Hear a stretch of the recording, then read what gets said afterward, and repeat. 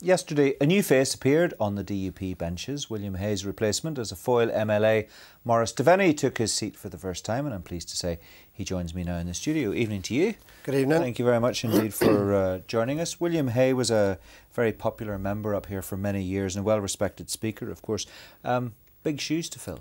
I have to say, first of all, I would like to pay tribute to the work that Willie Hay has done over this 40 years, even in local government and here in the Assembly.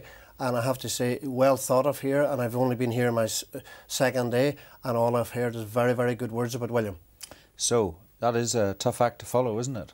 It is a big act to follow, and you know, I would like to thank the Democratic Unionist Party for selecting me to fill the vacant position left by William. Yes, big shoes to follow, but I'm looking forward to it. You've been involved in local council politics for most of the last decade. Do you feel this is a big step up? Does it feel different? It does, surely. I left home yesterday morning at 7:15 a.m. and I didn't get home until Tuesday morning till 3:30. And, you know, that's part of the game up here. But I have to say, it is a big step up and I'm looking forward to the challenges. And, you know, delighted by my colleagues here, the DUP colleagues here, who have supported me over this last couple of days and been well looked after. What sort of issues, Maurice, are you hoping to talk about and take a particular interest in? Well, there's many issues. I come from a farming background and agriculture is very much to my heart and all of that there.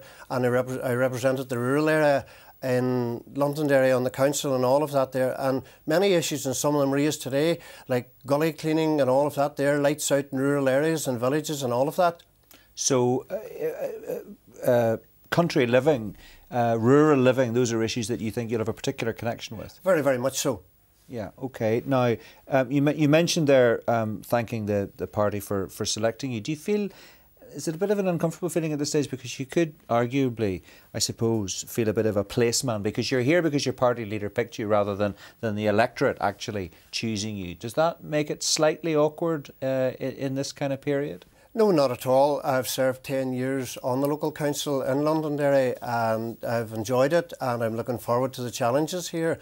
And yes, elections when they come, I'll fight the corner for the DUP in the constituency and Foyle in Londonderry. You think you'll be standing in 2016 then? You'd like to stay on? Yes. This is not just a temporary No, thing? not at all. Okay, right. No. So you're here to stay. Willie Hay was seen as a pragmatic figure, dare I say it, on the, I don't know if you like this word, on the liberal wing of the DUP. Is there a liberal wing in the DUP? Do you feel comfortable with that word? Will you follow in his footsteps in that regard?